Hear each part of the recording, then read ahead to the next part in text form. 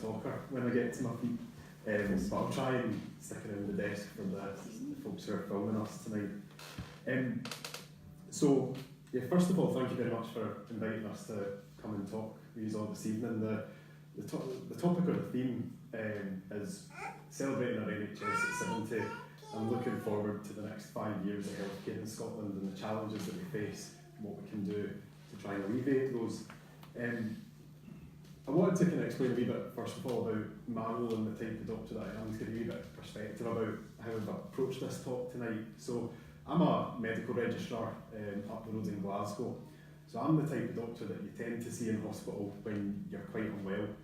So usually if you come into hospital, you're septic, you've had a heart attack, you've got heart failure.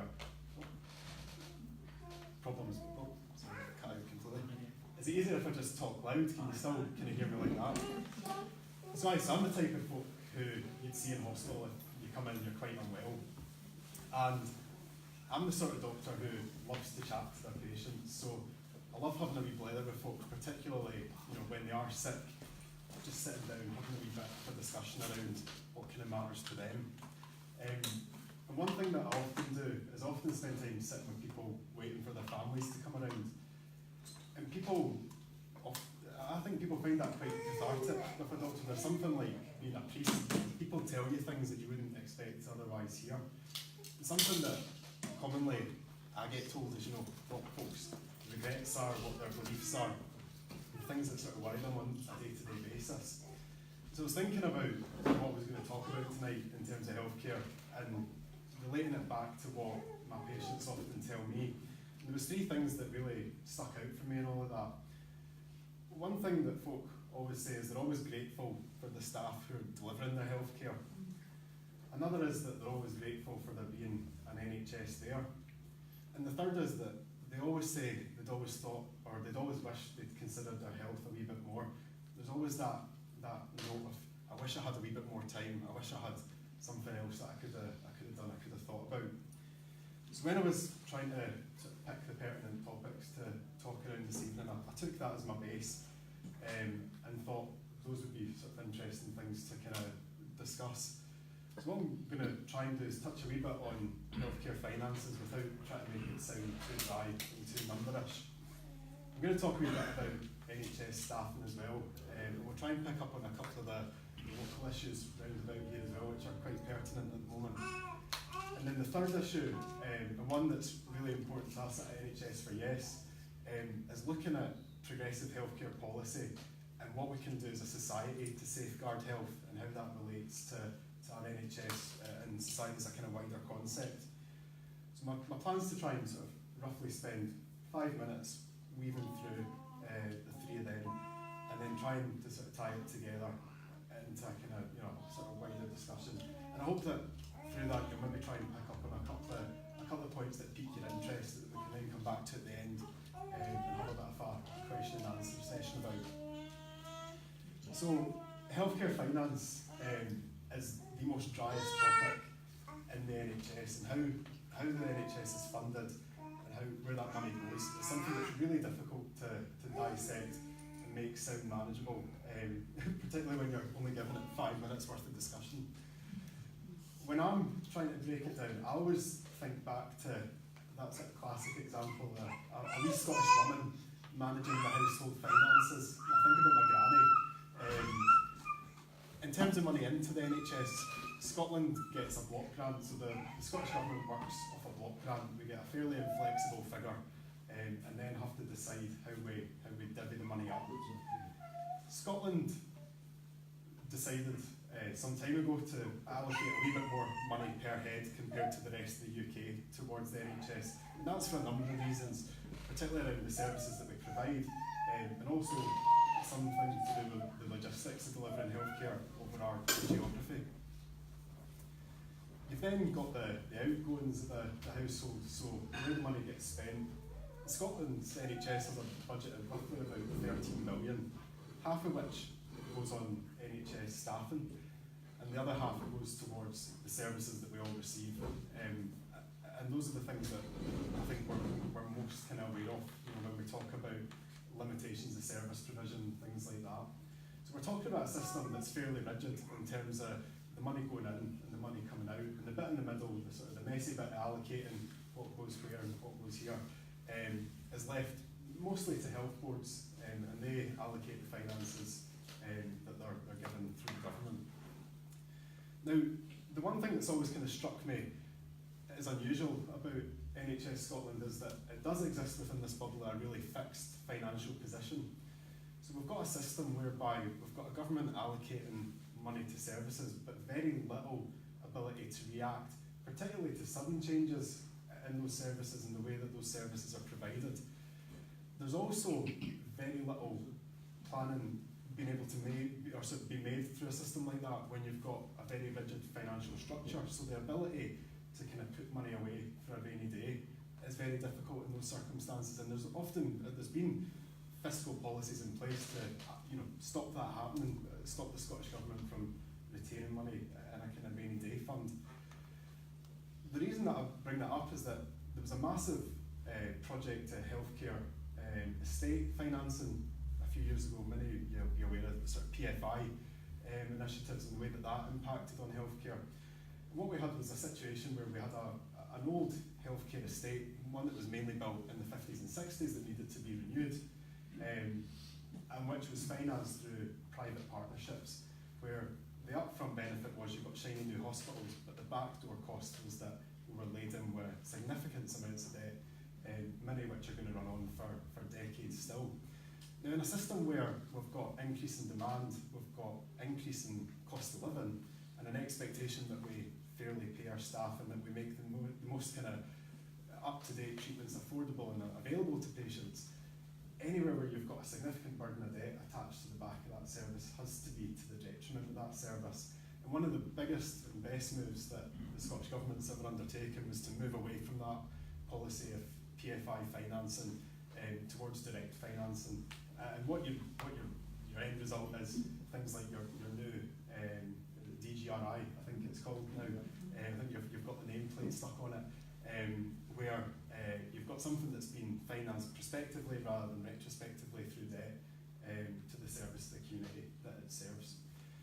Now, in terms of raising more money for the NHS, there's been a lot of contention recently around how we tackle that debate, and I think it's something that our generation are probably going to have to take head on. There's no doubt that cost of delivering health becomes more expensive as healthcare becomes more complex. And it's no bad thing that we've got more expensive treatments available to treat our patients and treat them effectively. But I think we've really come to the crunch point now where we have to have that public debate about how we decide to finance healthcare. I know that many of you will be aware that in Scotland we've now got a slightly higher rate of tax compared to the rest of the UK. I think the vast majority of people, when they know that money like that's going towards things like health and social care, feel relatively reassured by that. And I don't think there's a huge number of folk who would vote against something like that. I think what we're going to have to do though is probably have a wider public debate about whether we have a protected healthcare tax, or we look at other novel approaches like looking at national insurance contributions extending beyond the age of 60. Again, maybe a slightly controversial topic in a room full of slightly older people. But when we stop contributing to national insurance is when we start to need the biggest contribution back from the healthcare service. And if we could frame that in a way where maybe the most vulnerable or the most financially dependent people in society weren't harboured with any more cost then I think that's something that again we could look at in a novel approach to healthcare funding. One of the biggest challenges that I think we have with healthcare funding though is that we don't actually have all the fiscal levers that we need in order to be able to plan for these things more than one budgetary year to the next. And part of the debate around health is, our organisation kind of gives it away, we're a pro-independence organisation, is the question around protecting health with independence. And I think that's something that, there's a very strong argument for independence focused purely on providing a free at point of access, universal healthcare system. So that was the first topic that I just wanted to kind of bring to everyone's attention. The second one was around NHS staffing. Now, the staff are really they're the lifeblood of the NHS. And often when people have involvement with healthcare services, the thing that you remember is the treatment you receive by the staff. NHS Scotland has an absolutely enormous pool of staff. Somewhere in the region of 163,000 people are employed directly by the health service. And when you look at extending that to people who are involved in supply chains to the health service, the figure is absolutely astronomical. There's probably not one of us in this room doesn't have someone in our immediate or extended family who isn't in some way directly involved in provision of healthcare. The staffing crisis that's often spoken about in the NHS is an interesting beast to dissect, because actually NHS Scotland has a higher number of people employed in it than it did 5 years ago. For the last 6 years we've had a gradual increase in the number of doctors, the number of nurses in our health service. But if you listen to many of the criticisms in the media, you'd think that we were running on a skeleton staff, with nobody manning the wards. There's been a greater focus on patient safety over the last few years, so establishing minimum numbers of safe staffing levels, quite rightly, in order to make sure that our patients are all receiving the care that they need to receive, has been undertaken. And the back end of that is that sometimes we don't meet those safe staffing levels because we don't have the provision or the numbers to provide for those levels at the moment. Attracting people into healthcare is really challenging just now. So we've just come out of a period where we've had capped pay in the health service going back to the financial crisis. Thankfully, we've just come to an agreement where we're going to see a 9% uplift in pay over the next 3 years for roughly the kind of the bottom 60,000 employees in the NHS. We've also got issues around attracting people into medicine and nursing, as a career path, for a number of reasons. But there's certain things that we're doing in Scotland that put us in a much stronger position than elsewhere in the UK. If we look at most of our healthcare professionals within the NHS, so taking aside folk like care support workers, mostly who are kind of trained to college level, the vast majority are doctors, our nurses, our allied health professionals are all trained to degree levels. They've all been to university. And in Scotland you get your university for free. So a lot of them come out of university without the burden of a huge amount of debt behind them. Now, we have a significant number of doctors and nurses in Scotland who trained in other parts of the UK where they don't have free tuition. And we have colleagues now who are walking away from university with debts of £60,000, £70,000 and expecting them to come here, and work and give back to our service. Now, while I don't think that financial gain is a driver for many people in the health service, I think it's safe to say that most people get into healthcare because they love their job, they love the vocational aspect of it. Financial remuneration is important for a lot of people, and removing that significant burden of debt is something that I think the Scottish Government has done fantastically well, and continues to do. And I certainly think advocating policy where we don't have an introduction of tuition fees up here is really important. The other thing that we do in Scotland that we don't do in the other parts of the UK is we've protected the nursing bursary. So lots of nurses come into nursing later on in life, they come into it as mature students. They've often got financial dependence as well. And being able to get access to money that's not attached to a debt repayment takes away a wee bit of the financial concern of training for a lot of people. And that's something that I'd definitely like to see protected for the future. I know Philippa's going to come and talk to you a wee bit about the EU and the impact that might have on our staffing. But it's important to forget that outside of the EU, we've got a massive number of folk working in our health service who are non-UK graduates, living and working in our communities and contributing to our NHS. If we're striving to have a world-class system, then we can't ignore the rest of the world in terms of a pool for employment and for experience. One thing that we often talk about is, I want to adopt a gold standard approach to care and provide the best possible care that we possibly can do. And if we're not exposing ourselves to the experience of others who have worked in different parts and different healthcare systems, we're never going to have that experience in measuring what a good gold standard is. We're never going to be able to attract the world leader in X, Y, or Z if we don't open our doors to say, we want people to come here to contribute.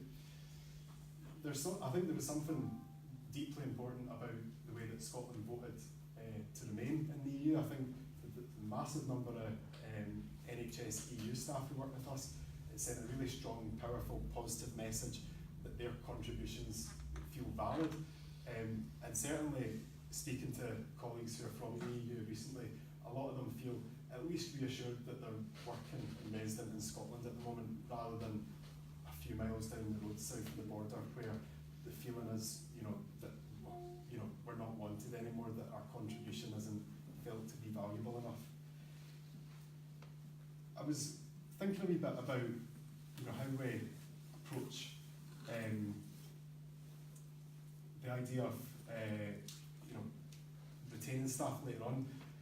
One thing that I was just made aware of when we came into them, we were talking about sort of local issues around Dumfries and Galloway, and Ruth kind of highlighted to me that you guys have a massive issue around retaining senior staff. So at the hospital, there's a massive turnover of particularly consultants.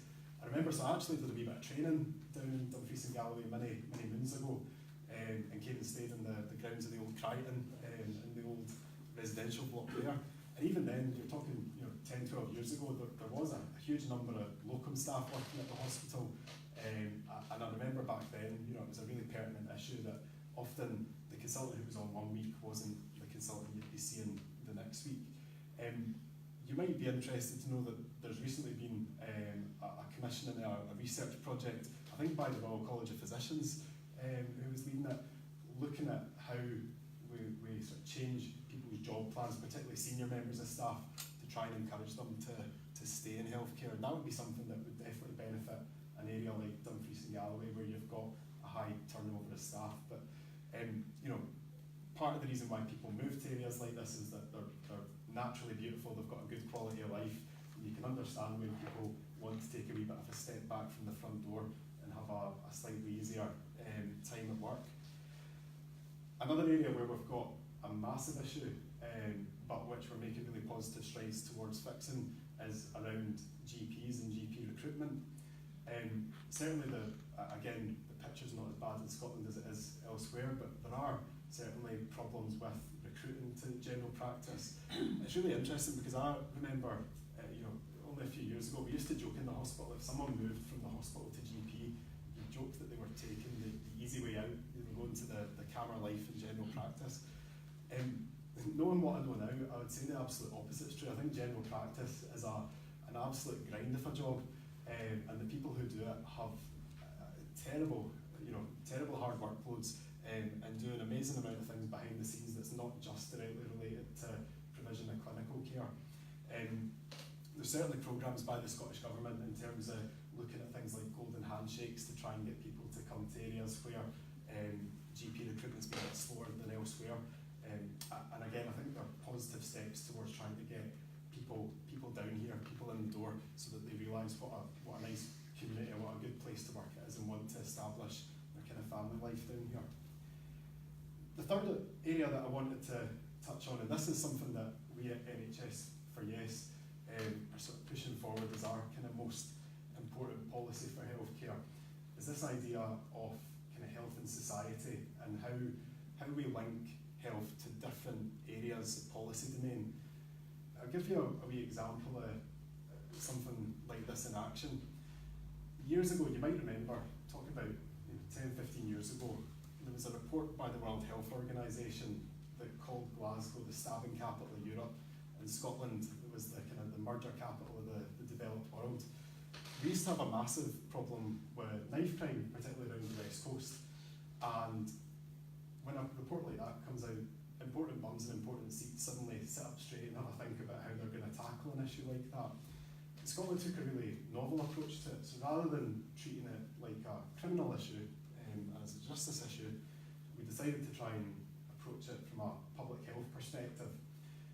So taking a nuts and bolts approach to deconstructing the issue, looking at things like deprivation, poverty, education, and how that impacted on the risk of knife crime, and then putting funding in to try and support communities to do away with it.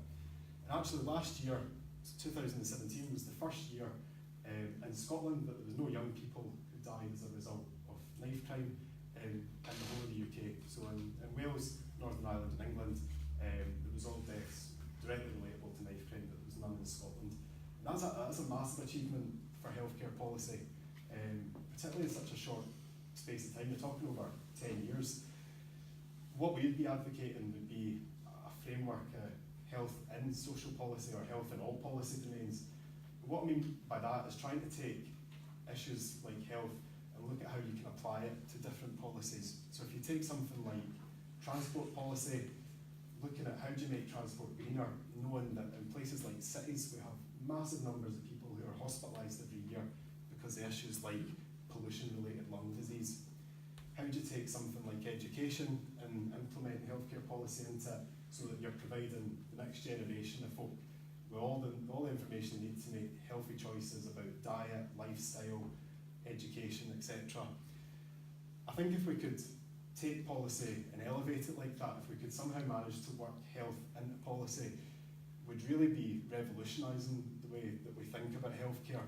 And going back to what I said about talking to people on their sick bed about what's important to them, policies like that are what are likely to buy people those good quality life years that we all want. It's one thing to be alive but infirm, but it's another thing to be alive and living a good quality of life. And the point at which we can make a big difference to people's healths are in those early stages, those formative years where we're tackling things like poverty, inequality, social justice, and taking it from a really strong health perspective. When we think about the issues that are important to people at elections, at times of crisis, it's always around health. It's the money in your pocket, and it's the health and well-being inside of you. I think those are really important issues to kind of focus upon. Now, the crux of my talk was around those three issues and what I thought would be important to kind of protecting and safeguarding healthcare in Scotland for the next 5 years. It's also important to remember that the NHS is 70 this year, and in Scotland we've been delivering universal healthcare a lot longer than the rest of the UK. Some of you might be aware of things like the Highlands and Islands Medical Service, which grew up out of the west coast of Scotland and was really the model of universal healthcare applied across the UK. It's something that we've been doing long in advance. A dreamy Welshman picking up on this idea. If we're to be the leaders of the future in terms of healthcare, we need to make really bold decisions about how that healthcare is going to be delivered. And I think the natural question to ask yourselves is, well, why aren't we doing that just now? And the simple answer is, we don't have the powers, we don't have the levers in order to make those effects. And that's why NHS for Yes is a pro-independence supporting group looking at advancing healthcare in Scotland, protecting healthcare in Scotland through the means of Scottish independence. And certainly, if a second referendum comes about, we'll be up there at the front championing the way for the NHS in the future. So that's me kind of finished my way through what I was going to talk about. I hope I've managed to plant a couple of wee seeds in terms of issues that you think might be worth discussing later on. I'm going to hand over now to Dr. Philippa Whitford, who's an MP and a breast surgeon, who's going to talk to us around issues I think relating to Brexit. Thank you.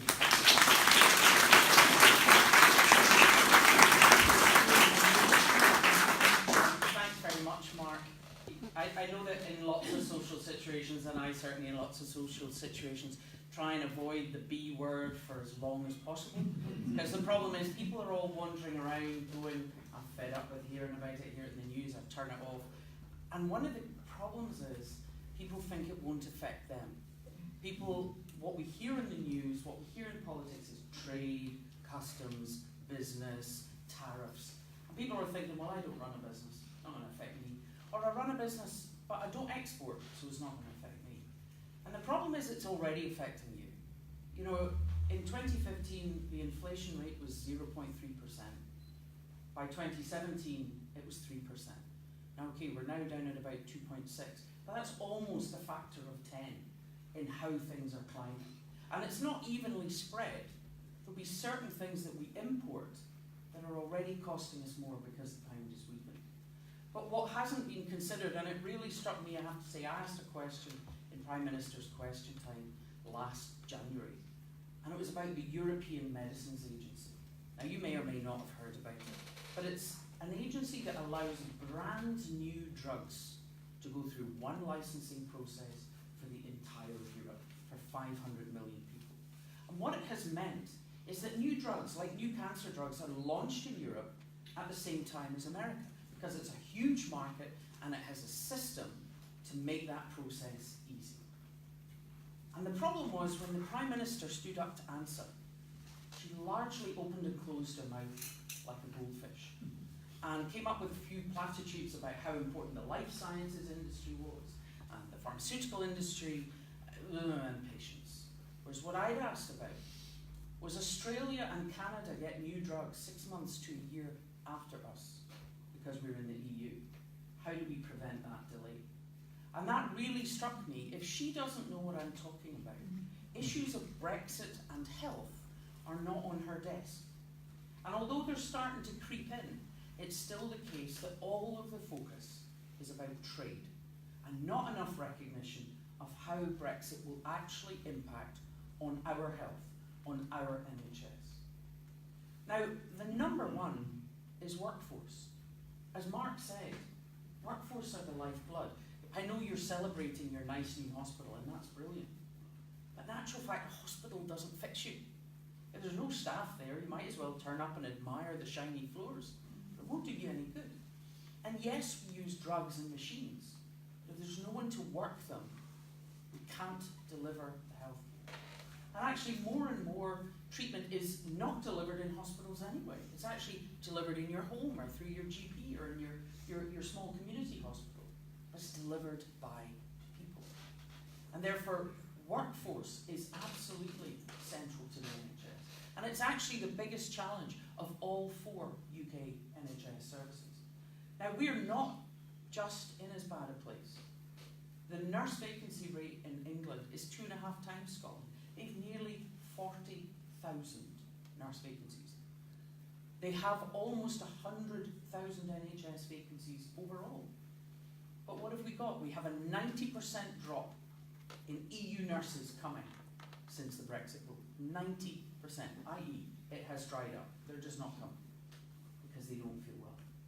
And it's the same with doctors. As a doctor I met down at Westminster said, a Spanish doctor, a trainee, training for us, whether as a surgeon or a physician, it's taking about 8 to 10 years. So for a doctor to come maybe a few steps up the ladder to actually go through training in the UK, they need to know that they can actually be here for 8 to 10 years and that they're not going to get kicked out. And the problem is, we are 2 years on and EU citizens still do not know 100% what their situation is. We're in this position, Liam Fox saying, yeah, actually a no deal has become more likely again. So does that mean the agreements so far about EU nationals are going to fall and they're right back where they started? My husband, who's parked over here in the pink jumper, is German. He's been a GP in our health service for 32 years. 2 years on, he still does not necessarily know what his rights will be. And the first version that the government came up about settled status was frankly pathetic. It involved that if you ever left the UK for 2 years, you would lose it. Now, we worked out in Gaza as volunteers for 1.5 years. I then went to Lebanon for a few months.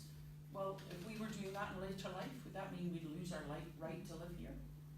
2 German friends who are both GPs in Ayrshire. They've lived there for 21 years, and they're GPs in places you would not easily replace. 3 children, all born and grown up in Ayrshire. So they thought, let's get the kids safe. Let's apply for British citizenship. Eldest and youngest granted, middle child refused. So of course, what do they start saying? Well, maybe we should go back to Leipzig, where we'll be safe. That's how people feel. The government is saying, I don't know why these EU nationals are making a fuss. Of course they can stay. Well, who was it talked about bargaining chips? Who was it talked about them being our strongest playing card? It was the UK government. So EU nationals actually feel very frightened. And the Windrush scandal, where people we went and recruited from the Caribbean to help rebuild the UK and to work in our NHS back in the 50s, were suddenly left high and dry, and particularly their children. Windrush children who came here with no passport, they came on their parents' passports, were left high and dry. Including a gentleman in London refused radiotherapy for his prostate cancer because he couldn't prove he had the right to be here. Even though HMRC knew who he was, he paid tax all his life, but oh, we don't know if you have the right to remain.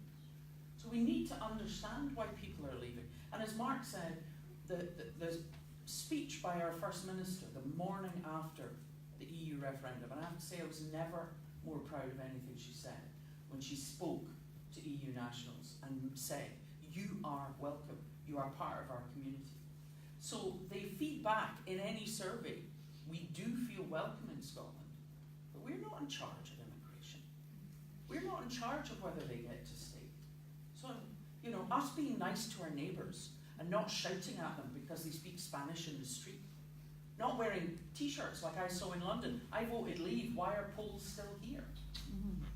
You know, I was at an event, I spoke at an event in Westminster with EU medical researchers and EU senior clinicians, and they talked about their children being bullied. Our doctors are not facing that, by and large, but 14% of them have already left. In England, 19% of them have already left. And surveys by the General Medical Council and BMA show that between 45 and 60% of EU doctors in the UK are considering leaving. That is probably, from your point of view, the biggest impact you will have. And the further north you go in Scotland, the bigger proportion of senior EU staff. Quarter of all GPs in Shetland, the majority of consultants in the Western Isles hospitals are from the EU, because they love our wilderness. You know, our youngsters up there, they go, I'm away to the city lights. The people from Europe, who over every hill is another motorway, they absolutely adore Scotland. And they love to come and live here and work and be part of our communities.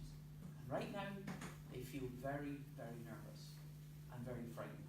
Not unwelcome here, but still frightened. And it's important that we realise that.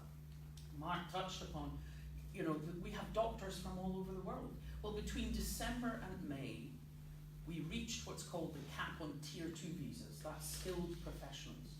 And they run a very strict limit. Obviously, Theresa May used to be Home Office, so it's her policies. And they only allow about 2,000 people in a month. And that cap was reached every single month between December and May. And they have a very crude system for dealing with that, which is they just jack up the qualifying salary. Like if you're wanted so much, the company that wants to employ you will pay you more. So instead of it being a 30,000 salary to qualify, it went to 50, 55, and then 60. Now that's fine. A big business in the city of London can say, right, okay, just double the salary. But the NHS can't. Schools can't. And actually, frankly, neither can Scotland. We don't have many people in Scotland in ordinary businesses who earn over 60,000. Now, as a temporary measure, they've taken nurses and doctors out of that cap. Because these are people who, if they're applying for that, they have a job. They've passed all the exams, they've passed all the language tests, they've actually been to a hospital, been interviewed, and been employed. And it's the hospital that applies for the form of sponsorship. And they were being turned down. And they turned down over 2,000 doctors between December and May, even though they have thousands of vacancies. This is how irrational it gets, and how unjoined up it gets.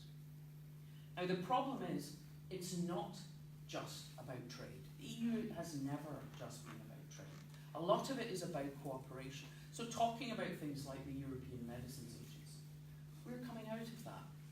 The clinical trials regulation system, it's not just about, yes, okay, we can put some extra money into research here in the UK. Europe is the biggest research network in the world, bigger than China, bigger than America. And it's our academics who can cooperate in that. It's the ability to work together on a project. But academics need freedom of movement. They need to be able to say, I can't get that experiment to work, right, okay, I'll be over on Ryanair tomorrow. You know, if we turn it into visas and obstructions, or if we're excluded. I have a friend who did research on rehabilitation after cancer and looking at involving breast cancer patients. We took part in Cross Houses tomorrow in activity and exercise while going through chemo and afterwards, and it made a big difference to recovery. This has been so successful, there's a plan for European research about this. She is the leader, she's the person who came up with the idea. She's already been asked to step aside as principal investigator because it's unlikely this project would get funded if it's led by a UK researcher as we are coming out of Europe. So it's not just about money, it's about being able to work in these networks. It's about being able to share data. Will we be able to share data with other researchers across Europe? And the European Medicines Agency also directs research into rare conditions by literally pointing the money at things that normally wouldn't get looked at conditions that are so rare that even if we were looking at it in Scotland or even in the UK, we'd struggle to get enough patients to actually do research. But out of a population of 500 million, they've been able to do that. So for rare childhood conditions, we have made more progress in the last 15 years than in my whole career, because we have had this research working together. There are other issues, obviously, and this does take us back to tariffs and customs and things moving in and out. You may not be aware about just how much medicines move around. If some of you, like me, are on a whole bunch of tablets, I've got one of yon boxes that sits on the breakfast table, you know, Monday, and he goes, there's your glass of water, you forgot to take the big black kid. Well, when you get that little bubble packet, I'm sure you often notice, you know, it's actually written in Spanish and then a sticker on the top, and some other week it might be written in Greek and there's a sticker on the top. And that's because drugs actually move around Europe all the time, depending on where there is a surplus and where there's not enough. We export 45 million drug packages to Europe. We import 37 million. So drugs are just always moving backwards and forwards. Now, lots of drugs are just tablets and they'll store and that's fine. But if they get so slushed up at the customs, and particularly the big pharmaceutical firms are getting anxious about what's going to happen if there's a no deal next March. So they have increased their storage by 20 to 40%. But what you're talking about is from 10 weeks to 12 weeks or 14 weeks.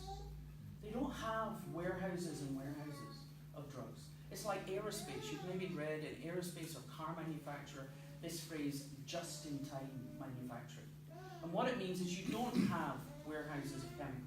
You don't have warehouses of finished products. You literally design it so that the components you need arrive at 9 o'clock. And they're either on your Mini, on your Airbus, or in your tablet by 10 o'clock. Because that means money is not tied up in warehouses of raw materials or warehouses of finished goods. And that's how manufacturing works in Europe. So the problem is, okay, we can stockpile a few extra weeks, but that's not really enough. And so there is concern. Germany has taken on 900 new customs officials. Holland has actually built new kind of customs posts and centres to deal with what's going to come from Brexit. What have we done at Dover so far? Nothing. We haven't even built a car park. We have done nothing. We are the only country bordering on the Channel that has done nothing. Ireland is designing more ferries to go directly from Ireland to Europe, instead of they always just went, you know, through Wales and across England. They're not doing that. So we're the only ones going, oh, it'll be fine. We don't need to think about it. But the problem is we do. And one of the concerns that I raise in Parliament that has just been slapped down every single time is the issue of radioisotopes. Now we are also leaving what's called Euratom, which is the European Atomic Agency. And a lot of people feel there was no need to do that at all. It's not actually part of the EU, although they kind of grew together over time. But when the Article 50 letter was sent off and said, and we'll also be leaving Euratom, it was kind of sharp intakes of breath in Westminster, because that came out of left field. And when I raise, what about medical isotopes, I get patted on the head in a rather patronising fashion and told, well, they don't explode, so Euratom isn't interested in them. And that's absolutely right. They're not fissile, they don't explode. But between 2008 and 2010, there was a world shortage of these isotopes. Now these are things, if you're having a bone scan, if I'm operating on a woman with breast cancer, I'm using a dye called technetium. We use it for all sorts of things. We use isotopes to treat thyroid cancer. We use it to treat overactive thyroid. So we use isotopes for all sorts of things. And we don't make any of them. We import them all. And the problem is, radioactivity, if you did physics at school, you'll remember a lump of something radioactive is slowly becoming less and less radioactive over time. And the key source of technetium is a thing called molybdenum. Its half-life is 66 days. So if it's stuck for a week or stuck for 2 weeks, the value of that is going down. And the problem was we did have this world shortage. So I had to sit in a clinic and choose between the women that I was seeing that week, who am I going to do a bone scan on? Because we've got 1 dose or we've got 2 doses. And this new approach to breast surgery that was less damaging, that used technetium, the rollout of that was delayed for that whole 2 years because we used technetium for it. And what happened was Euratom said, we will take on responsibility to manage the supply, to make sure that if one reactor is having problems, somebody else doesn't go shut down for service. And we have not had any issues since. And that is the issue.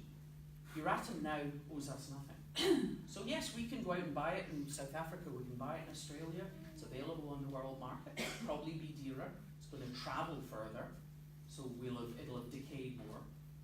But if there is a shortage, and these are old nuclear reactors that are coming near the end of their life that produce this stuff, nobody owes us anything. And therefore we will just have to go out and fight on the market and be outside Euratom.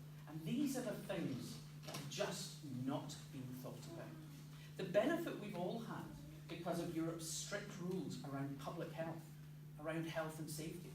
You know, I know there's this, oh, health and safety, schmafety, you know, it's well overreacted. I remember working in A&E as a young surgeon. I remember the number of men who come in with thermal burns, chemical burns, fingers cut off, arms torn off from unguarded machinery. People have forgotten how dangerous heavy industry was. But I haven't forgotten. Those images were horrific. We don't see that anymore because we have rules about it. But the problem is when we hear, oh, regulation, it just costs a lot, it costs business a lot. We're going to, after Brexit, we're going to be a low regulation country. Well, one man's regulation is another man's life or limb. And we need to remember that. And in public health, we have cleaned up our water. We have cleaned up our beaches. We have reduced our pollution. Do you remember acid rain, which was just killing forests? We have tackled that. Now, we still have a lot of pollution in cities, and I can tell you, when I'm in London, I'm using my nebulizer and my inhaler on a regular basis. If I want to walk to work, I'm coughing by halfway because of the traffic pollution. Now, I'm sure you're aware of the fact that the UK was threatened with court because they still hadn't come up with a plan on how to reduce that. And this is the problem. Because regulation is seen negatively in this country, what direction are we going to take when there isn't an EU that's sitting there behind nagging? And these are my concerns, because it is about health. It's not just about the NHS. The NHS doesn't give you health. The NHS picks you up when you fall. It catches you, it patches you up, it helps you deal with, it keeps you going. Health comes having a decent start in life, having clean air, a well-insulated house, being able to walk to school or cycle safely. Those are the things that make you healthy, not the NHS. I often say, you know, we would call it the National Illness Service, but who the hell would want to work in it? And the problem that we now have is that Brexit is being used to undermine the Scottish Parliament. And I'm well aware there are lots of people who don't, like Mark and I, support an independent Scotland. But the vast majority of people support devolution. Whatever they thought about it back in '97 in the referendum, they see it has allowed us to protect our NHS. We do not have the privatisation that's happening in England. Talking about finances, the administration of the healthcare market in England is estimated to cost at least 10 billion a year. Now that's purely in tendering and bidding and the transactional costs of buying and selling treatment backwards and forwards between all the players. The biggest provider of healthcare after the UK government is Virgin Care. Then you have Capita, then you have Circle. You have huge private companies that are taking over whole chunks of healthcare. And the problem is, who was it developed that healthcare? Who built the hospital or the community unit? Who bought the CT scanner? Who trained the podiatrists, the physios, the doctors? We do, the taxpayer. And yet suddenly a private company is allowed to take over that service. They're not training people. They don't invest in the nitty-gritty. They look at providing a service as skeleton as possible because they have to get profit out of it. And that is utterly fragmenting the NHS in England.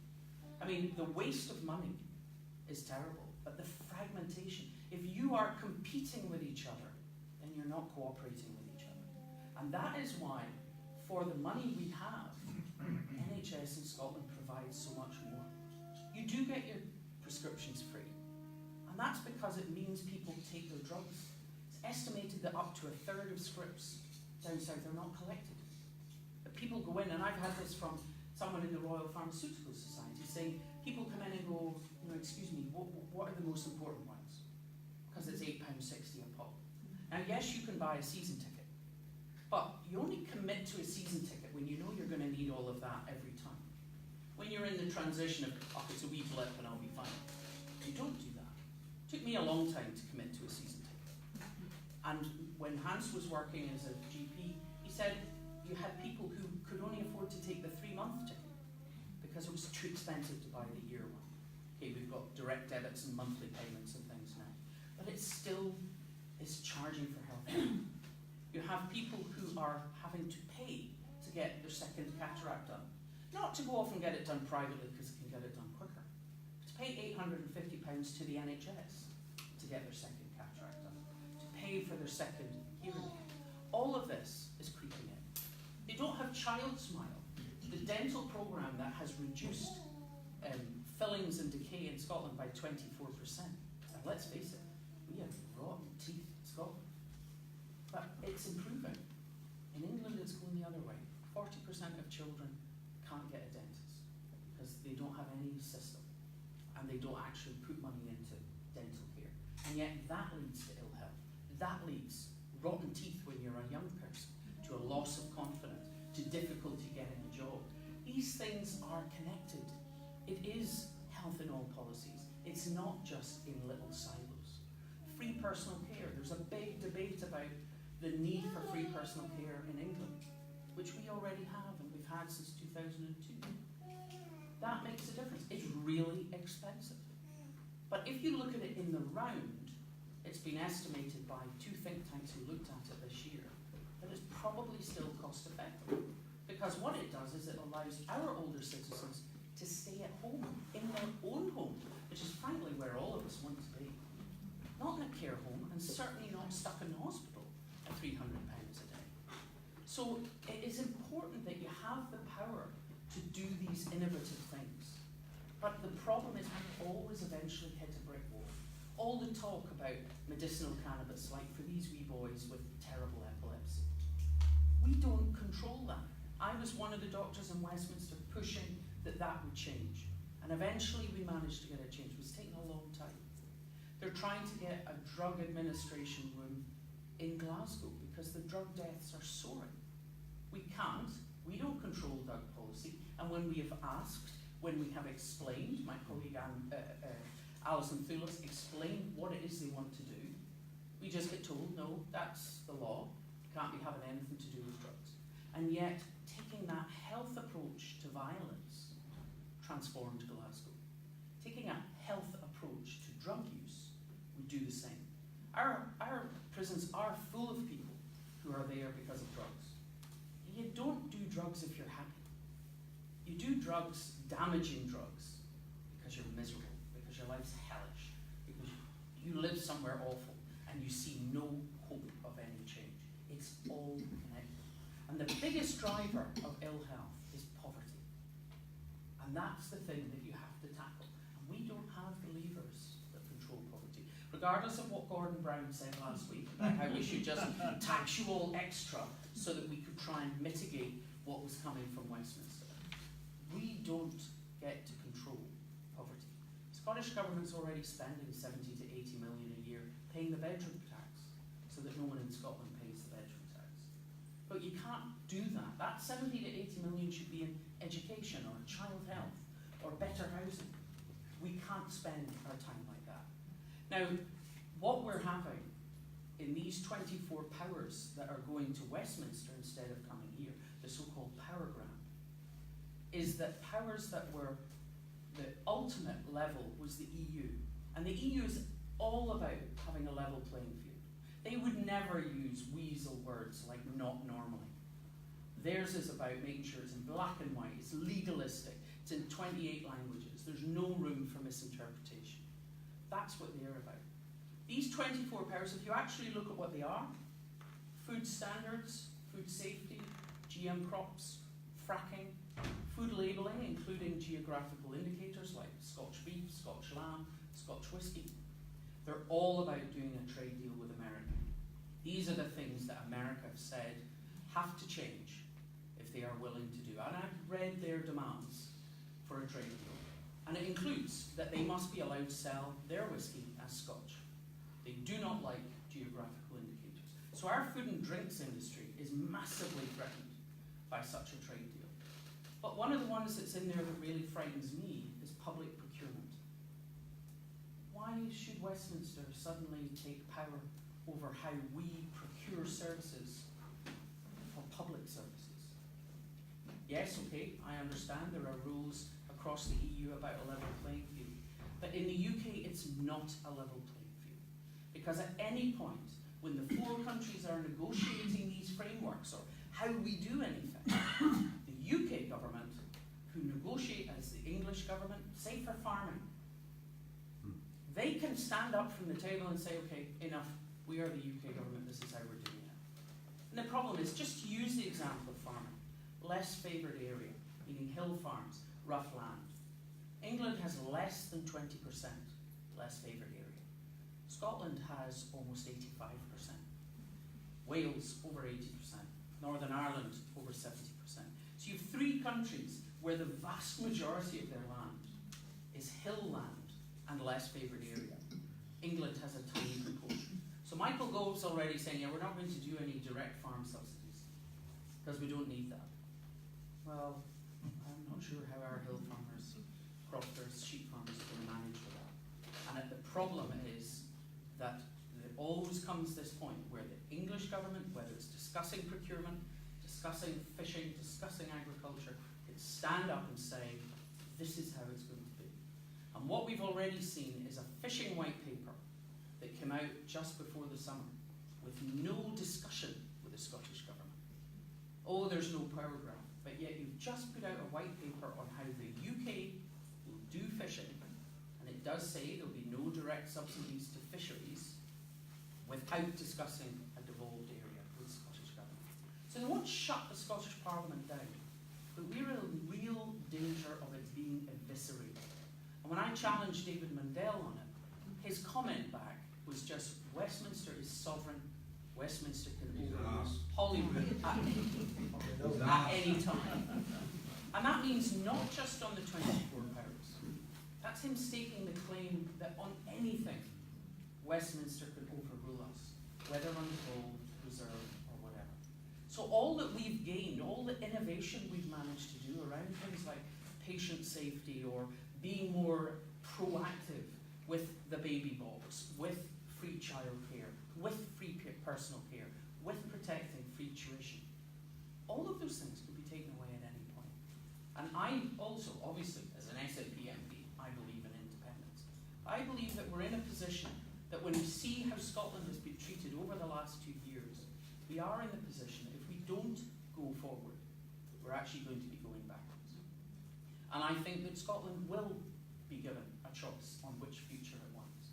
So for people who already believe in independence, whatever discussion is coming up needs to be carried out with respect. We need to realise there are people who are as committed to the Union as we are to independence. But we also have to recognise that there's lots of people who voted no in 2014 for a myriad of reasons. Voting no was the status quo. It was the big, brightly lit motorway going straight, nice smooth service, lots of lights. Independence was a turn on. The next time around, there isn't a status quo. People of Scotland will face a straight fork in the road, an absolute choice. The change of Brexit, which puts us in the boot of Theresa May's car, where we sign a form saying we accept we will have no voice, no influence, and you can take us wherever you like. Or we go the other way. We go through the change of independence. We climb into the driver's seat. And whatever decisions people in Scotland make, and we'll make mistakes, and we'll make good decisions, the difference is will be ours. I don't say it'll be easy, it'll be hard work, but the difference would be for us to be the generation that could actually get up off our backsides, stop blaming someone else, roll up our sleeves, and have the opportunity to actually build the better Scotland we talk about so much. There's lots of things we've done in the areas we control. There's lots of things we haven't done, and we have lots of challenges. Thank you.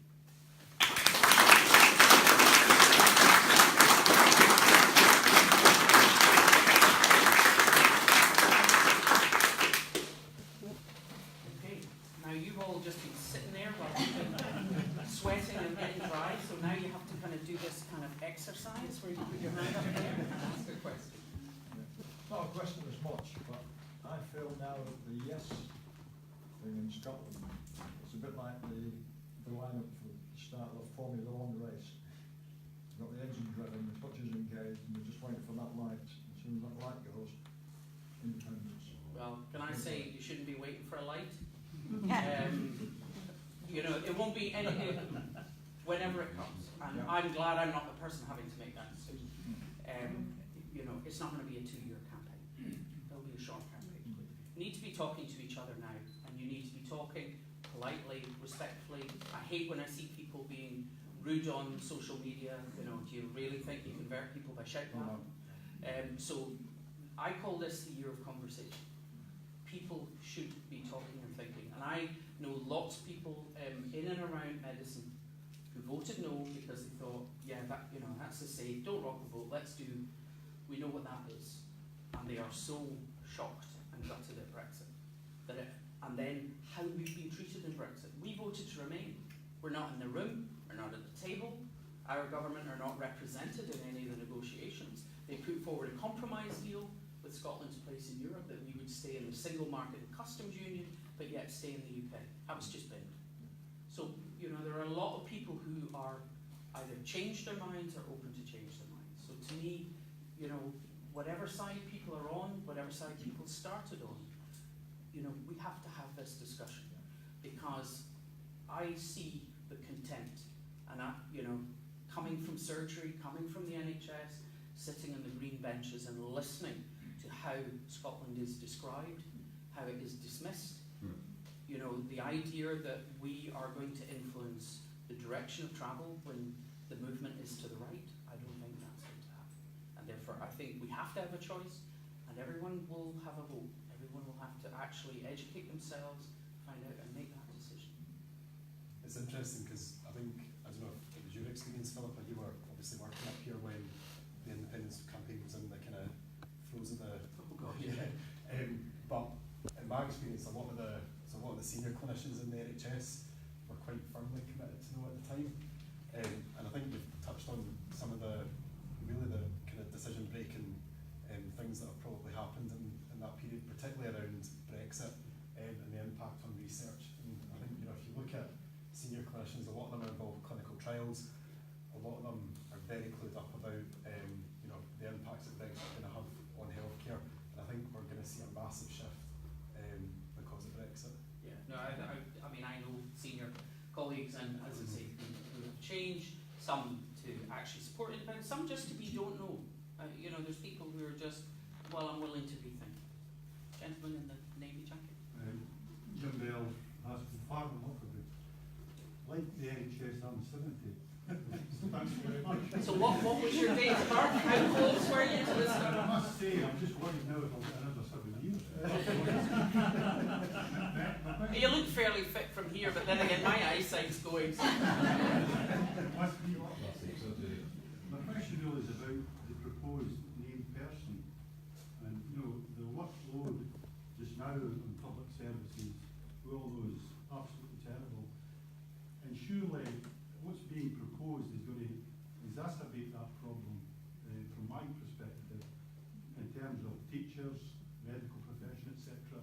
Who's actually going to do this if it ever gets... Well, actually, I'll bring you in that in a minute, but to be honest, the way this was portrayed, it's a public guardian and all this, it's not. It's to try to create a single point of contact. When you think of all those disasters, all those children who died because they slipped through the net, was because there was no single point of contact. Now, for the vast majority of young children, it's simply their teacher. And that means that if there is something happening, if social worker looking at this child, looking at this family, the teacher will be aware of that. If the teacher is aware of a problem, they have someone to go to, so that you recognise there's a problem. There's a problem emerging. The idea that this person is removing you from your parents.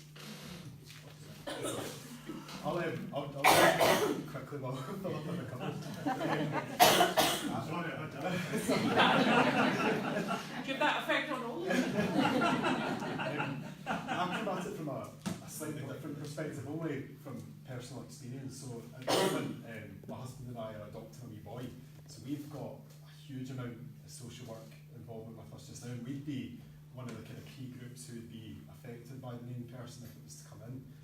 I just have to say, from my experience, it's not been anything nefarious. So having involvement with social work hasn't been this horrible experience that you'd kind of think it would be.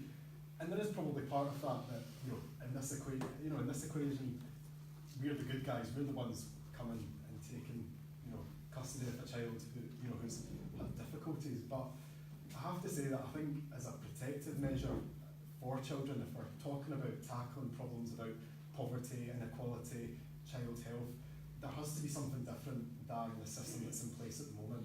And I think the named person was given an undue amount of stick at the time when the policy came about. I think it probably could have been framed and worded a bit better, and probably a bit more education about how the actual policy would be implemented. But as I say, certainly from my experience, I wouldn't have any problem with the rolling out the named person. I think part of it was the way it was picked up and people describing it like a guardian, a public guardian, and this. So it was like someone who could overrule you. But they should have simply called it single point of contact, because that was what it was about.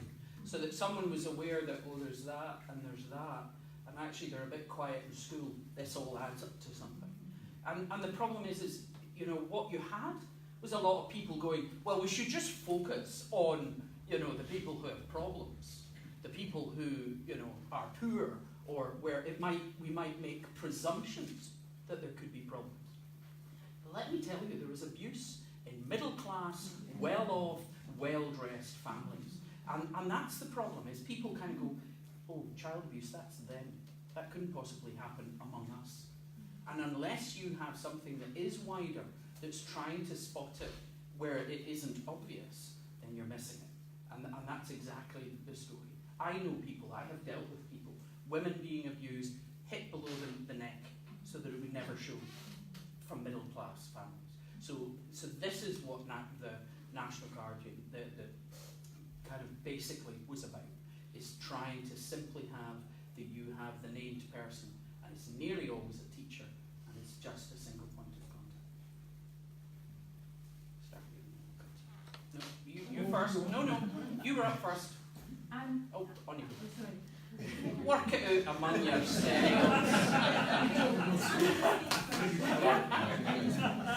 chair of the local action group for Children First, which is the RSSPC as was, and they are all for the named person because it's for the children's benefits.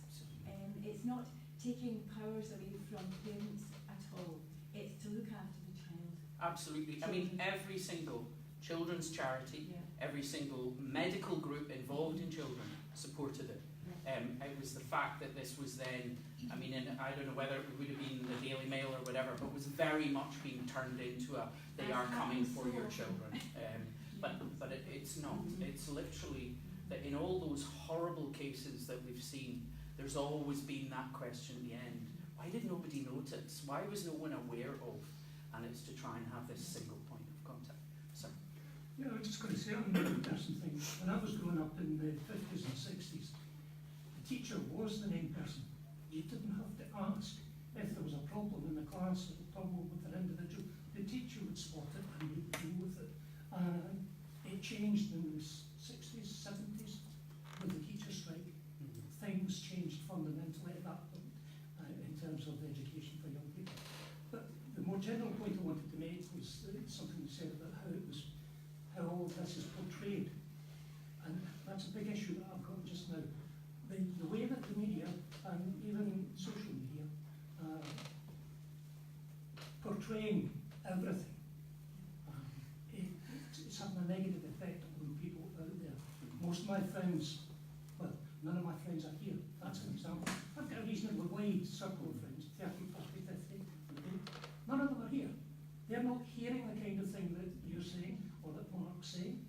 And these are the kind of stories that need to be getting out there, getting that message across to the people, the unconverted, the ones who read the Daily Mail, the Sun, the Record, and believe the rubbish that comes out of them. We need to be getting into that crowd of people and giving them proper messages rather than letting them listen to the garbage that comes out from these. I think media is a huge problem in Scotland, unfortunately, and it's almost a wall that stops discussion. And I don't just mean like around independence or constitution or politics, but I mean, I used to say about the NHS, there's only two stories: miracle cure or doctor does bad thing. Now, nurses used to never do bad things. Nurses were angels, but there might be some evil doctor, lazy doctor out in the golf course, whatever. Now, nurses have been dragged into it, so nurses get attacked as much as doctors do. But we don't have anything in between, because NHS muddling along, treating X million people with so many treatments, with so much whatever, just isn't a story. And even when you have something that actually we could be coming up to a decision, I mean, the run-up to the EU referendum is appalling. Nobody, I mean, all of my wee articles and speeches were about, please be aware what you've been getting from Europe for 40 years. Your European health insurance card. In fact, you're on holiday, you break your leg somewhere, you go in, you'll be treated as if you were a local. The fact that last year. There you go. The fact that you want to retire to the south of France and you never paid tax there, but you can transfer your healthcare rights from here with an S1 form to there, and you'll be treated as if you were a citizen. This is amazing. This doesn't exist in any other part of the world, that you can just move around and live and work. We didn't discuss that freedom of movement works both ways. My son got to spend a year at a university in Berlin. Lots of us will have young people in our families who work all over Europe. Suddenly, the next generation aren't going to be able to do that. You know, I mean, it's an incredible loss. I mean, Hans's mother was Polish, and his mother and father weren't allowed to marry during the war because she was Polish. They had a child that was taken away from them. His father was lifted by the Gestapo, his mother was a forced labourer, and they only were allowed to marry right towards the end of the war. And long before all of this Brexit nonsense, Hans used to say, I can't believe that in one generation I can marry who I love and live and work where I like. We're taking that away from the next generation. To me, that is just shocking that we should be doing that. That's why young people overwhelmingly voted to stay in Europe. You know, this is not just, I mean, it started as an argument about the future leadership of the Conservative Party. It started with David Cameron trying to see off UKIP in the 2015 election. It started with, who is it going to be, George Osborne or Boris Johnson? But it's actually going to affect every single one of us. And at the moment, sadly, with what's happened within the withdrawal agreement, the power grab, all of that, the kind of overruling the Scottish Parliament, we're sitting in a position where we have no idea where we're going to be taken to. And I find that really shocking, and we have a terrible responsibility to not be going backwards. Scotland has its challenges, but we need to go forward. What we're advocating, with both of you in talking, that really Brexit, we shouldn't be going along with Brexit. It would be far better to stay in EU, and I'm sure there's a lot of people who would agree with you. But given that Brexit is going to happen, unless there's some kind of miracle that's going to stop it, what you as SNP politician, or people with political leanings for SNP, what can we in Scotland do to stop it? We can't then say, right, we're coming out of the UK, we're going to become independent, can we please get back into the EU? Why not? Well, we could ask the question, but the time it might take to get an answer is something that No, it's you not. can't No, this is another thing that you're being fed from Well, the media. no, I Guy don't know that- Verhofstadt, who is the leading MEP on Brexit in the European Parliament, when he gave evidence in Westminster, he said Scotland would walk in. It's a simple fact. Because we meet all the standards. The German ambassador said to me, we need something good out of Brexit. We are waiting to bring Scotland in. So this idea that they will change all of the legislation to put us out, knowing that we're actually trying to get back in, there is no obstruction to Scotland going into Europe at all. Well, It will be up to the people of Scotland how far they go in, but they could register with the European Free Trade Area, they could apply to the European Economic Area straight away. Didn't yes, Slovakia I get don't know that I could agree with you totally. What? From what I've read, I'm not an expert, Okay. but I think you're making it, with respect, sound very simple. That just by Scotland becoming independent, the door will open and we're back. Well, that's what the to- German ambassador said to me in That's- London. Peter Ammon, he said, we are waiting to bring Scotland in, but you have to be a state. The EU is a group of states. He said, that's a decision the Scottish people have to make, but we are waiting to bring you in. We already meet all the standards. We already do everything. The longer we would wait to apply to go in, the further we could be dragged after transition. If we get a transition, have to get through a withdrawal agreement first, have a transition. After 2020, we will start to diverge, and therefore we will become further away from Europe. But the EU has made it clear, and as I say, Guy Verhofstadt has spoken on several occasions about the fact that there would be no difficulty for Scotland getting in. They took in the Baltic states when they became independent from the Soviet Union. They took in both the Czech Republic and Slovakia. They have no issue with independent countries. And we can apply to the European Court of Human Rights because it says that any part of a state has the right to seek independence, provided it does not resort to violence and that it aims to be a social democracy. So we have that right. And the UK constitution is not like Spain. The Spanish constitution says unconstitutional to seek independence. It's unconstitutional to have a referendum. Well, we've already had a referendum. That doesn't apply in the UK. But it has to be democratic. It can't be a coup. It can't be a sudden change. It has to be what the people in Scotland want. But Europe does not have anything against Scotland being in Europe. You need to remember that who we had leading Europe before Barroso was speaking to his own gallery because of Catalonia. But the Irish president of the EU at the time came out and said, this is all nonsense. If this is a democratic referendum and the people of Scotland choose yes, Europe will respect that. Did it get any coverage? No. If you were digging around on social media and YouTube, you could find it. But on our news, no. But so there isn't a block to getting into Europe. We have 38% of the fishing waters are Scottish. 25% of renewable energy for Europe is Scottish. We are the only oil producer in Europe. They are not wanting to create barriers. Sorry? Well, there's marches. I mean, there's a lot of support among ordinary people in Europe.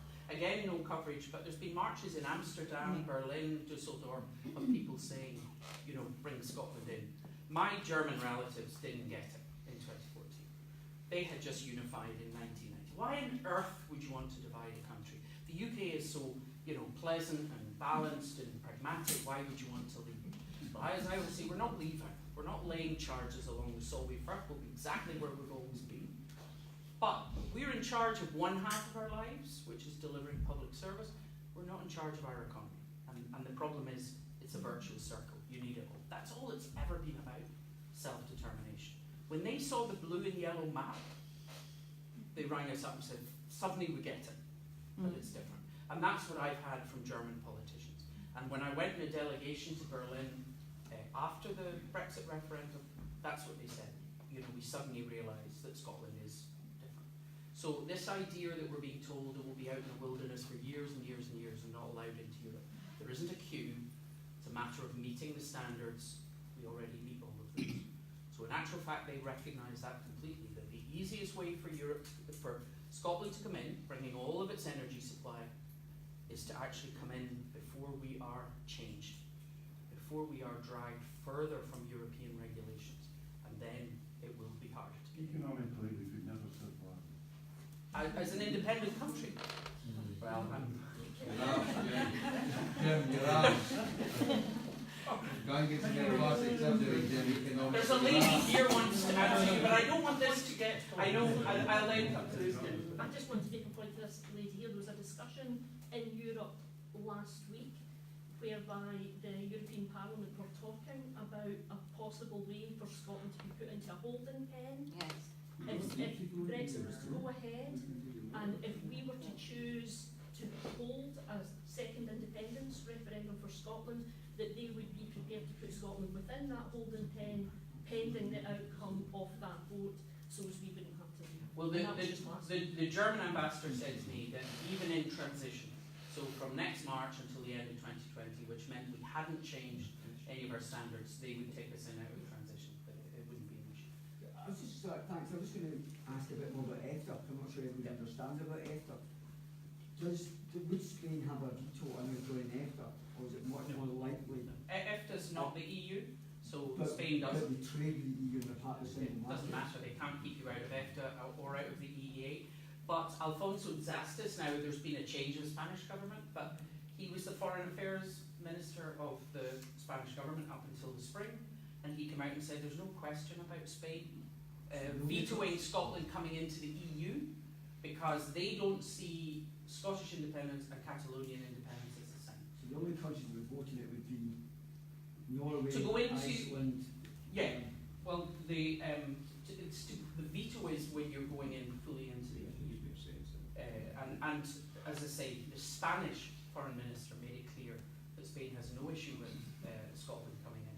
They didn't block the Baltic states, Lithuania, Estonia coming in. It's not a matter of we cannot have any independent country happening anywhere because of Catalonia. It's because of the Spanish constitution, which obviously was written at the time of Franco. But EFTA is outside EU, and it is a free trade area. But yeah, perfect situation for Scotland. Because Not so much EFTA. EFTA is actually very basic. And if you look at Switzerland, Switzerland is only in EFTA. It's not in the EEA. So Norway's in the EEA, and that means in the single market. And therefore you have the 4 freedoms. You've got freedom of movement, and you have a lot more to and fro. Norway's actually also in Schengen, but it isn't in the customs union. And it has a border with Sweden. It's a smart border. It doesn't solve the Irish problem, but obviously makes it a lot easier from places like Dover, Hull, Rosyth, or whatever. But the Swiss border is actually much, much worse. So Switzerland stays out, and instead of coming into the single market, Switzerland has a whole lot of individual agreements, and that obviously takes a long, long time.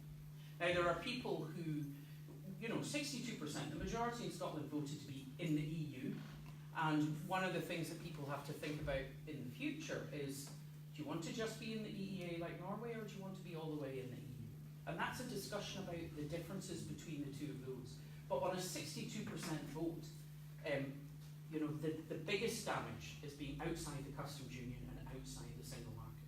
And therefore to go straight into the EEA is not difficult, and I don't see any problems with that at all. And certainly the European politicians that have come to London, that have spoken to us, I'm part of some of the cross-party groups there, have all made it absolutely clear they would love the EU, they would love the UK to stay, they would love the UK to change its mind and stay in the single market and customs union, and that when we chat to them at the end, they say, Scotland would be welcome, but you can only come in as a state. And that's up to us. We have to make that decision. Can I particularly good person that attended to me in the hospital. And I said, how are you enjoying your job?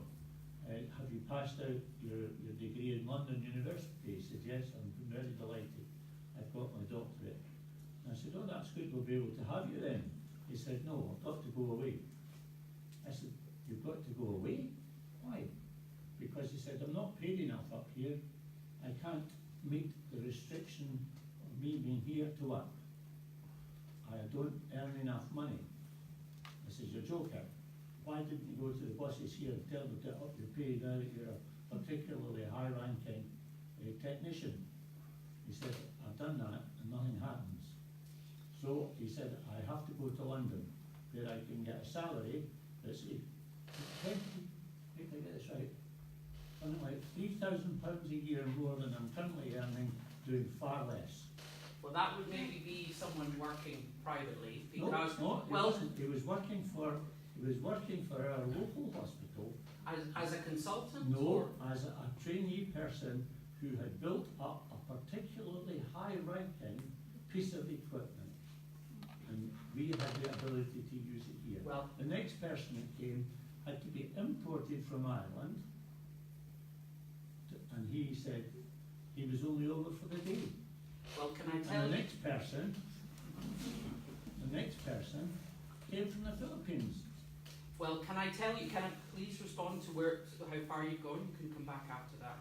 Obviously, I don't know who this doctor was, No, and I don't know what they would have been doing in London that would have earned them 3,000 more. It was not a doctor. But- no? but- can I- say he was a doctor? All right. I said he was a technician. I said Right, a technician was a But all of the NHS graded staff, so technicians, healthcare assistants, nurses, physios, junior doctors, are all paid more in Scotland. Nurses were paid £300 a year more. By the end of this 3 years, it will be £1,000 more. Our healthcare assistants are paid £1,128 more. So it cannot be someone who was only going from an NHS job to an NHS job. Oh, yeah, All I of didn't the say that. gradings are higher paid here. So he must have been, whether it was this equipment you were talking about he's developed, but he must have been looking at income that would be coming out with his standard NHS gradings. It was looking at an income that would keep him in Britain. But what I'm, And the income that he was getting in Scotland was not equal to that which he but had doctors to go to London. and technicians can make income from working also in a private hospital, Yeah, which would bring a lot You're more. digressing into something that's quite wrong in order to fit your solution.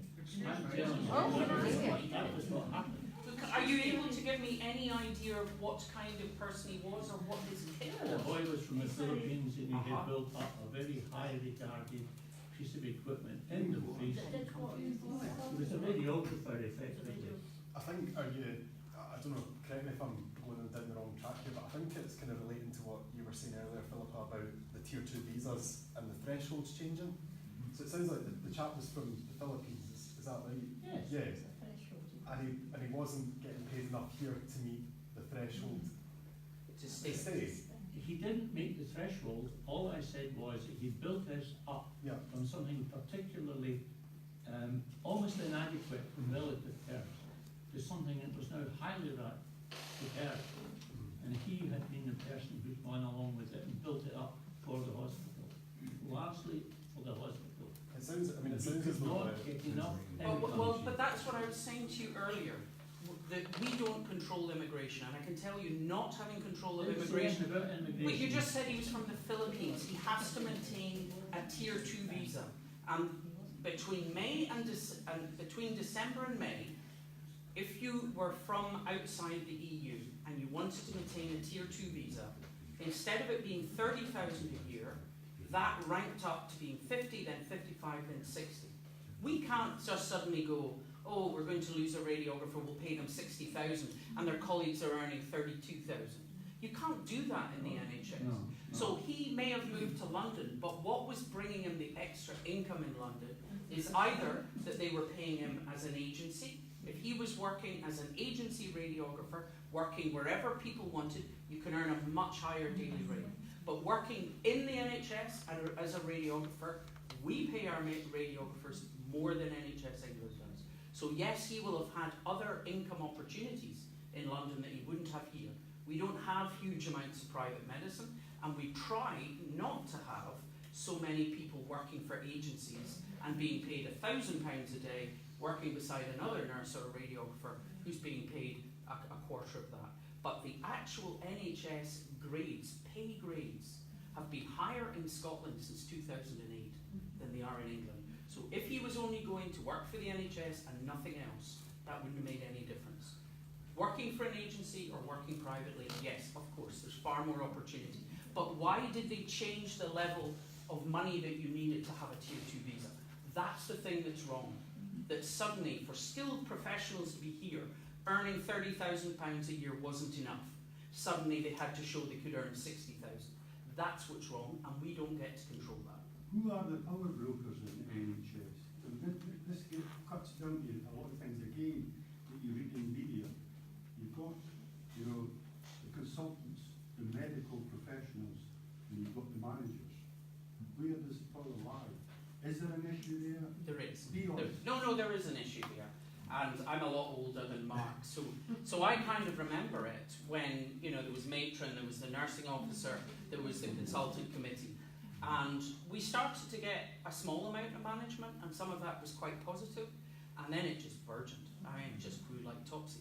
Now, the Scottish Government set out to reduce management by 25%, and they actually reduced it by 33%. So they have cut it back, but it is still an entire machine.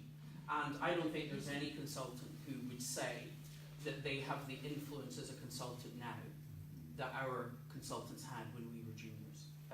You know, in the last 20 years, that's a big change. You know, incoming consultants, you're coming in on a job plan, and that's really what you're there to do. You've got a contract, you've got your sessions written out, and unless you've got a specific interest in management and that's something that you want to take forward and develop, you can get by without having any involvement really, aside from your kind of departmental management, your kind of very local management to what you do. I mean, I've grown up in an NHS that's full of middle management. When you ask that question, what exactly is it that you're here to manage? They're managers to manage the managers. Crazy things like that. I mean, when I became a consultant, which was in 1996, you know, I met with the medical director and the chief executive regularly, all the time. Whereas now, when I finished in 2015, obviously when I was elected, the layers of management between me and the top was huge. And therefore you had to work your way up with a problem, and that became really difficult. And so you do have the managers managing. So, I mean, I think we are very much far too many managers. I don't want to attack them all, because there are people who are talented, and my job is to be in a clinic or an operating theatre or a ward or an intensive care unit, not to be trying to sort the back office. You know, me in a clinic and the patient isn't there, or the patient's there and the notes aren't there, or the notes are there but the treatment isn't there, that's a complete waste of time. So you need management to make it flow, but sometimes what you have is so much management that actually is making it stop. So yeah, I do think we are a bit top-heavy. Doesn't the trust structure in England mean more managers there? And the contracting systems that they have, which thankfully, I mean, we tried the purchaser-provider split 20 or 30 years ago, and it led to a mushrooming of managers, but thankfully we got rid of that in Scotland. When it came in, we didn't have a choice. Although NHS Scotland has always been legally separate, I mean, we were a separate act of Parliament back in 1948, we've always been legally separate. Of course, the policy decisions were made in London until 1999. But as soon as devolution kicked in, where I worked, we had two separate trusts in Ayrshire. And immediately they amalgamated. And then actually we got rid of hospital trusts in 2004. We got rid of primary care trusts in 2008-09. And we have boards. So we already have someone who's looking at a whole area. Now, in NHS England, as I said, the costs of this system are estimated to be at least 10 billion a year.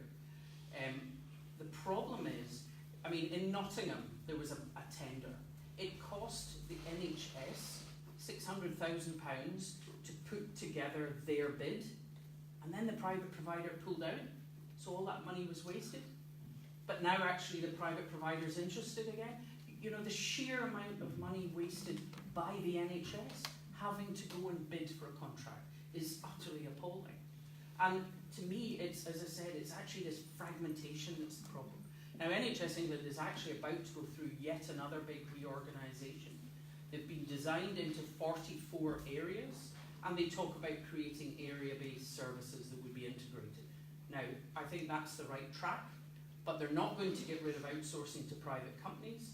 And one of the scary things is the model contract they published last August made it clear that you could actually have a private company that could bid to run a whole area.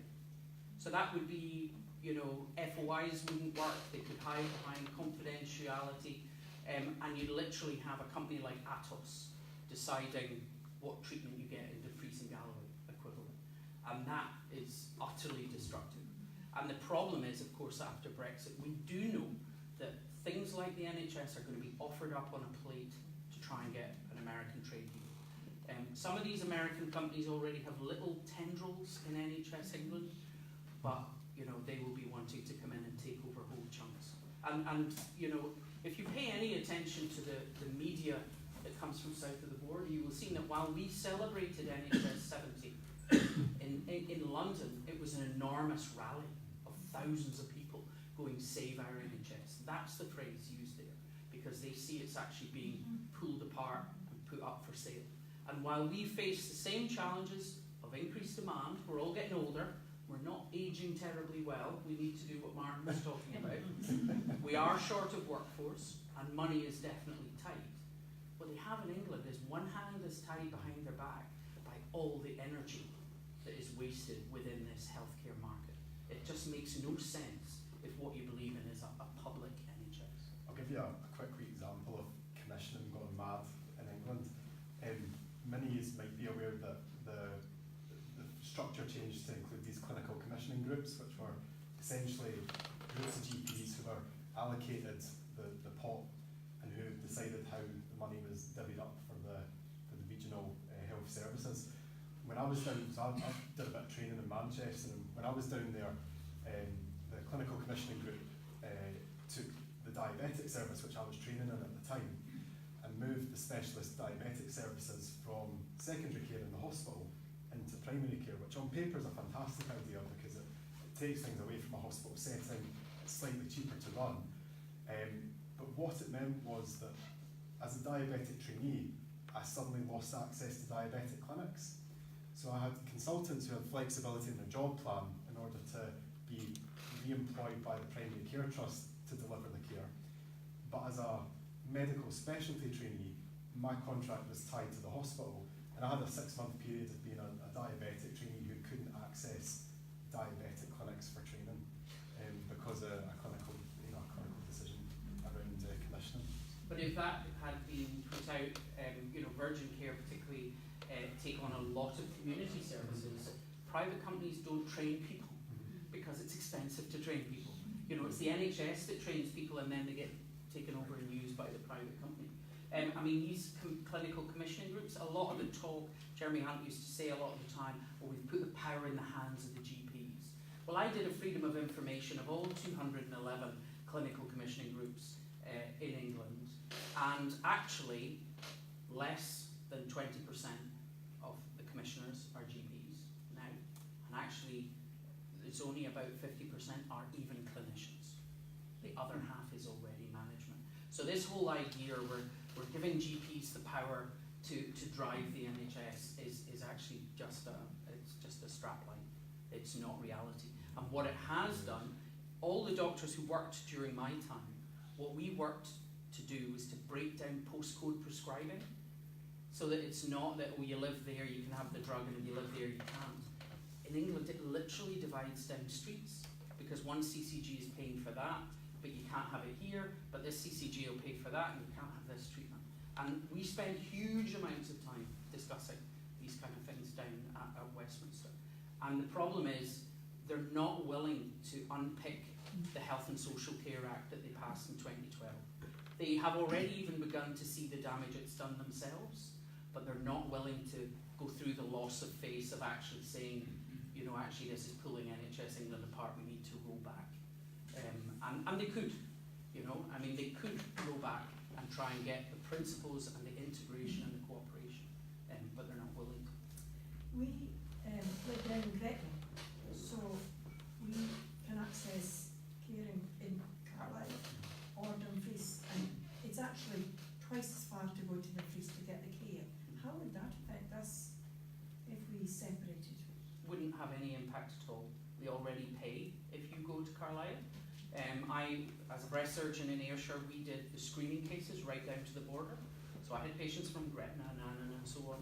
And if we send a patient, if a patient goes into England, either because it's handier, or because they have an accident when they're there, or because we send them, like a child, to Great Ormond Street, their health board pay. That's already how it is.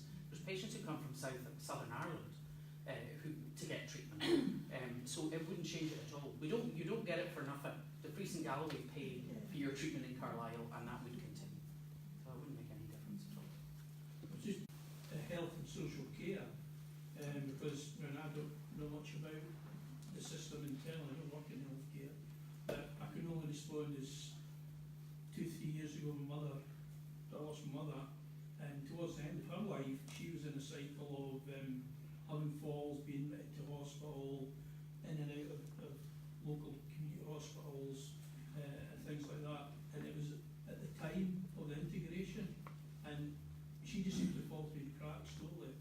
And there was no matter who I turned to, I just couldn't seem to get her the help she wanted or needed at the time. And I just want to know if you feel it's improved since that. I think it's improved in some areas. I think it's much harder in that the NHS in Scotland was always fully public. So whether it was GP or whether it was hospital or community, it was kind of under one umbrella. The problem is obviously social care is delivered by multiple companies.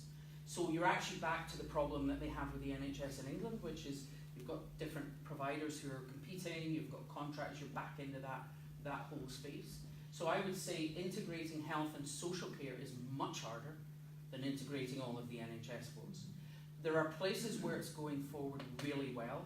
There's a project I'm aware of because I know some of the GPs up in Govan, where they're integrating with social work, they're integrating with, they have link officers to involve the third sector and voluntary groups and so on, to try and literally get everybody working around someone to get what they need, whether that's a young disabled person or an elderly person who needs care, either at the end of life or simply because they need a bit more support.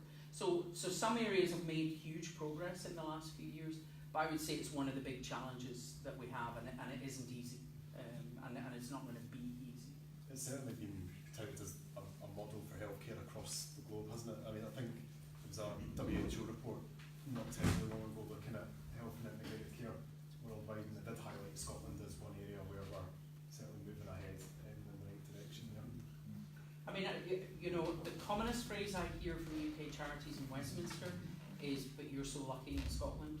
I think you probably aren't aware of how innovative Scotland is. There's an awful lot of things, so like the knife crime things, just if the Scottish Government asked an expert group to go away, how do we solve this problem? They have a tendency to look at it and say, right, okay, how much of this could we actually do? Westminster is just littered with expert advice and reports that's just lying there. So there are lots of things. I mean, I mentioned Child Smile earlier, and I remember going to an event in the House of Lords on dental health, and I thought, I'll go along and flag a flag for Child Smile. It was the English chief dental officer who was talking about Child Smile. It was a dentist who was there with a bag of 100 teeth she had removed that day, because the commonest cause of admission for children in England is coming in, having a general anaesthetic and having multiple teeth removed. That is the state of child dentistry. So, we started with worse teeth. We still don't have better teeth than they do, but we have much better teeth in our children than we had 5 years ago, 10 years ago. So there's lots of things where we are innovative, but obviously none of them ever get talked about. Nobody ever celebrates them. And it's trying to be aware of what's happening that's good, and also being aware of the challenges that we face and how we're actually going to face them. We don't hear enough about preventative measurements. Excuse me, I came here not to hear about politics, but about practical medicine. Having been a medical student myself many years back, I mean, just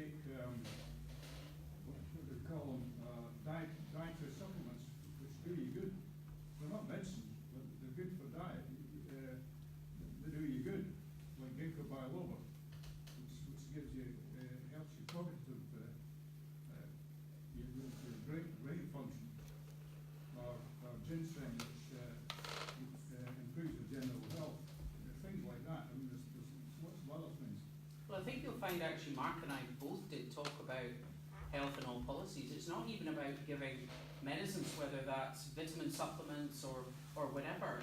It actually just starts much earlier in life. What kind of school meals do our children get? You know, if we were actually giving, as many Scandinavian countries do, that they all just got a school meal. And they weren't allowed to go out to the chip shop or the chip van, but they got a free, decent, tasty school meal. That would actually have an impact on them. And as I say, things like the free childcare, the baby box, early education, all of these things make a difference to health. And actually we both touched on that. And maybe we didn't use the term preventative, but it isn't just a matter of taking a drug to prevent another problem. It's actually about trying to build that health into our population. Yes, to instill healthy habits early in life, so that carries them through. Well, even in school, how we teach children to cook. My son did cooking, you know, his first couple of years in secondary school, but they were learning how to bake scones and crumble. They weren't allowed to put any sugar in it, and they weren't allowed to put a pinch of salt in it. So all the kids whose families didn't bake went, oh, this homemade stuff's horrible. Now, we bake a lot at home, so, you know, my son knew that wasn't the case. But then at 6th year, they're going, oh yeah, we do survival cookery for students. Why weren't you doing that in first year? No one needs to bake. Everyone should be able to make an omelette, a soup, a casserole, a chili, a spaghetti bolognese. You know, so I think there are things we could be doing in school around educating about eating, about exercise, but also looking after the mental health of our children, because actually that is a bigger problem than it ever was in our generation. So there's lots of it is outside the NHS, but we were both trying to highlight that. Well, that's good. I like to hear that. Learn at an early age what it constitutes a healthy diet, and not keep away from this cane sugar if they can, and salt. What's the third one? Fat. Yeah, exactly. Fat's correct. Fat, sugar, salt, HFS. High fat, sugar, salt. Taking a wee bit, a somber note, it's very relevant. The Scottish Parliament turned down this, what do you call it, assisted termination for the assisted suicide. Just a comment about that. It was voted down, but a lot of people did vote for it. They kind of say it'd be useful to have another go at that, but not politicians make the decision. This is not a level, it's not a subject that politicians are good at, but they should elect a healthcare experts committee to handle that. I'm afraid in the end, something that allows one human to kill or to help another human to die requires law. And that's what politicians are. You're talking about electing an expert panel of medics. Well, I was a surgeon for 33 years, but now you're saying I'm a politician, so I don't count. I spoke in the debate in Westminster, and I have to say I spoke against assisted suicide. Because why would we make people feel a burden that they feel they should end their life? Why do people want to escape? They want to escape pain, they want to escape disability, and they want to... Well, but you're taking away my choice. Doctors would have to deliver that. Anyone can commit suicide. Anyone can end their life.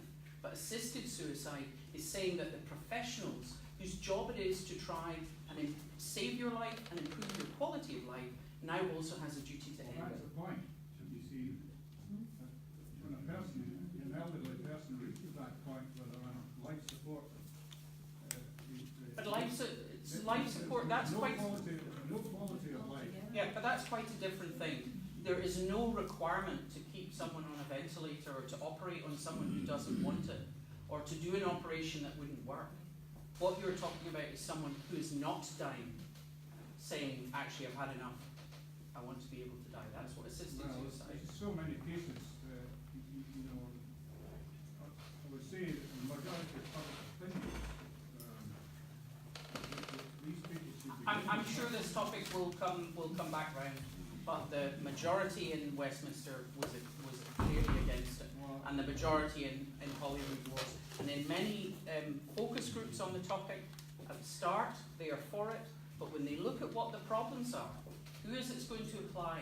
Will it apply to people with dementia? Do their relatives ask there for it to be euthanasia? How quickly do you move from assisted suicide to euthanasia? It is a very complex subject, and one you could have a whole separate meeting on. And one of the houses is Yes. because we are already 25 minutes over the time.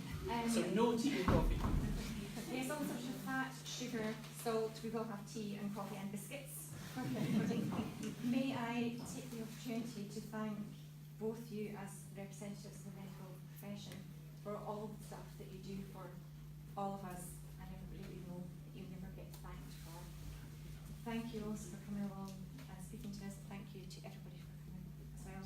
There will be a chance for gentle and kind questions for the mingling part with our tea. Tea and coffee should stay there if you just want to help yourself. And thank you to everybody